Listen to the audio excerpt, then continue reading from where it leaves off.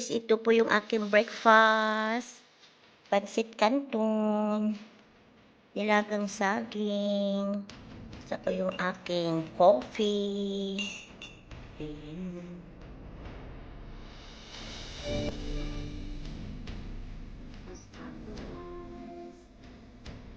Nilagang saging na sabaw.